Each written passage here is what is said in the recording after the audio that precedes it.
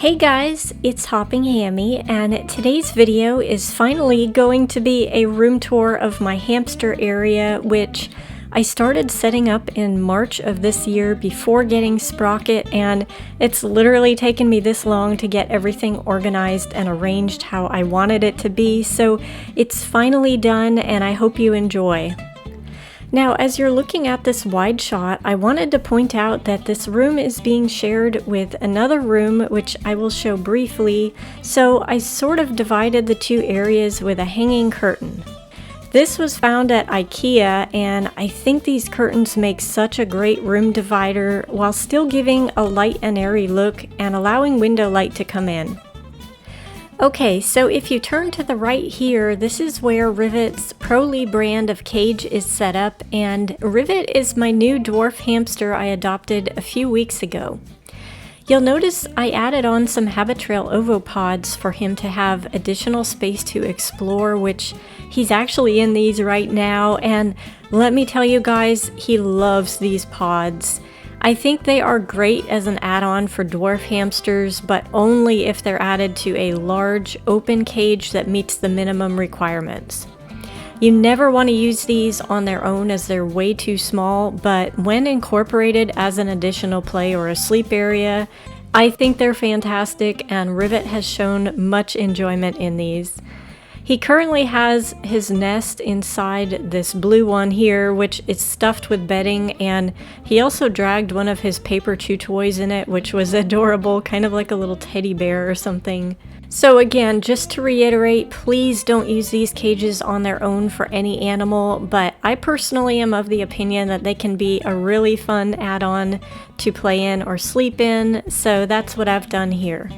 And then, like I said, this big cage down here is a Pro-Lee cage, and he's loving this as well, and he seems to really enjoy having the option of a large area to run around in, but then also little pods that he can snuggle up in and feel safe.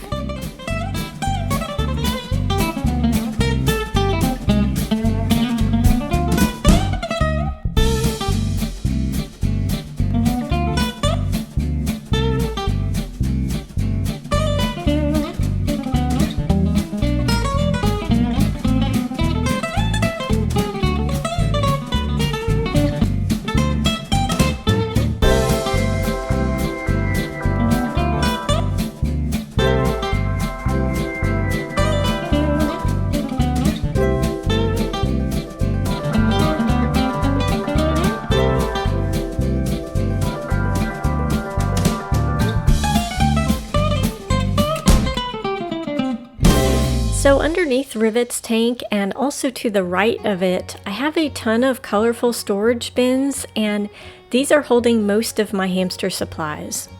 This is what took me the longest time to reorganize because I used to have everything in drawers, but I wanted them moved into these bins. If you ever want to see these bins in more detail, just leave a comment below and I can show them in a future video. This white table I found on Amazon, and it can hold around 220 pounds or so, so it's very sturdy, and it's also the perfect dimensions for this Pro-Lee cage, so I will leave a link to that in the description below in case any of you are interested. Okay, so moving along to the rest of the tour now, this is my DIY cage, which is probably the main central point of this room. So turning to the right side here, I have these little wooden mushrooms hanging up, which I just painted recently. I love how they turned out. It's kind of like a mushroom natural theme in here. And then over on the side of where Rivet's cage is, I have this adorable little artwork that a friend gifted to me a while back. And there's also these punchy flowers you'll remember from my very old room tours. I had to have those included, of course. So like I said, this is my Syrian hamster Sprocket's tanks, and his main cage is the DIY cage in the bottom, and then the top tank is his play cage, which I used under supervision, and that's attached with some tubes. He's sleeping over in this little log stump house right now, and he's not the type of hamster to come out during the day. He only comes out at night because he's, I don't know, they all have different personalities, but Anyways, I need to brush off his ramp, and his cage has been staying pretty tidy, but there are some spots that, you know, get a little messy from time to time. So I like to do some daily cleanup and then like weekly cleanup as well. Like I said, over here, these are his tubes, and that's how he's able to access this tank. I do use them under supervision. And then this tank up here has his Carefresh bedding, which he can like burrow under. And he hasn't really done any burrowing, surprisingly, but he does like to run around and smell different things.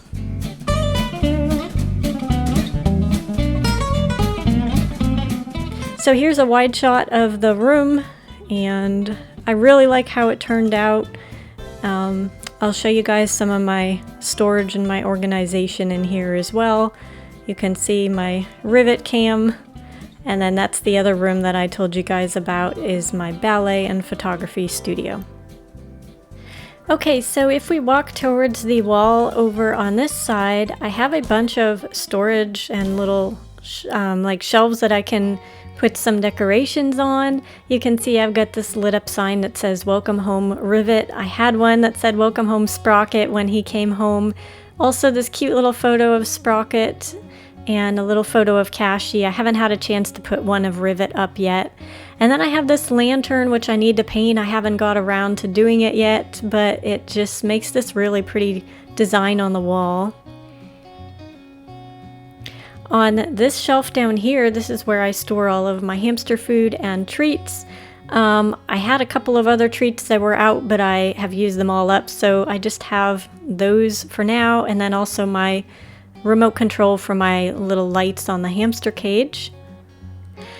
Turning over here, we have 2 hamster-themed tote bags hanging, which were both given to me by friends, as well as this sign that says, "Beware, hamster on patrol." That was also given to me by a friend. And then this shelf up here, I have my mushroom things on, and a wooden hamster puzzle thing that's really cool. And then also this light up mushroom house up here. I don't know what got me into mushrooms, but when I set up this hamster room, I just knew that I wanted to do like a natural mushroom and green ivy theme, so that's what I went with. I also incorporated some of the colorful items that I used to have set up in my previous hamster rooms.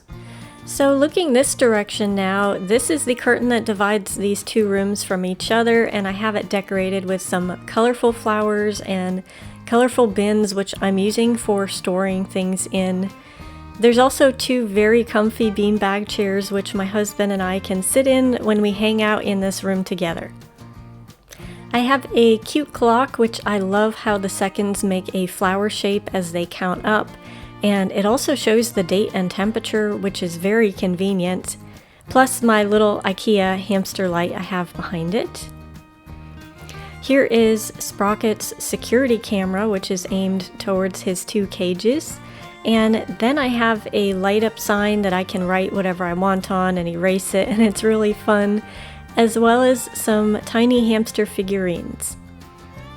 One of them looks just like Rivet, and I don't have any that looked like Sprocket, but there is one in the middle here that looks like Cashy. Here's a photo of Strudel, and below that I just have a shelf of all of my little hamster plushes. They look so adorable all piled together.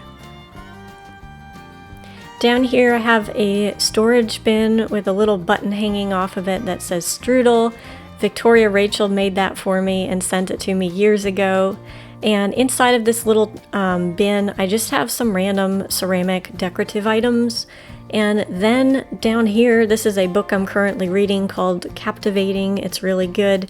And then I have a couple of little bookmarks to go with it. So these are some colorful bins like I mentioned. I use them to store bedding and some of the dried sprays that go in the cages. It just makes it easy to grab when I'm cleaning them out. There's a few little markers in here for my light up board that I can write different things on. And then I'll show you guys the storage I'm using down here. I have some more bins that have random things, a little scale to take the hamster's weights, tissue paper, or toilet paper rather, Sprocket's little school bus carrier that I put him in sometimes. He loves going in there. And then I have some sand down in the bins in the bottom. So then on this side I have a photo of Yodel, and then I have some more little decorative hamster items. These were all sent to me by friends as well.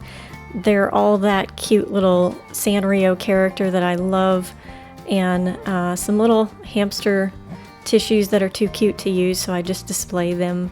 Some pens, and then I have another bin here with a Yodel button hanging off of it. And inside here I'm just storing some of my hamster ceramic dishes. I don't have a very big collection anymore. I ended up donating a lot of them in past. I have big regrets at this point, but I just didn't have a lot of room to store stuff. There's a random phone charger down here. I need to clean that bin out because it's kind of messy. But yeah, there's the comfy chair I told you about.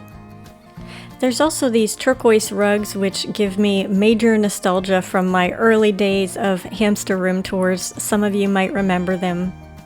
So that's basically it for my hamster room tour, and I'm really happy with how this room finally came together. I'm thrilled to have a space for both a Syrian hamster and a dwarf hamster now, as well as all of the supplies that go along with them, because it takes a lot of storage space to store hamster supplies, as you guys know. I also have a bedding cabinet, which is not shown in this video, but that's where I store some of my Carefresh and Aspen bedding. If any of you are interested in seeing a room tour of my ballet and photography area, let me know, and possibly I can show you guys that over the holidays. That would be kind of fun. So thank you so much for watching. I hope you enjoyed this video, and I will see you in my next one. Bye!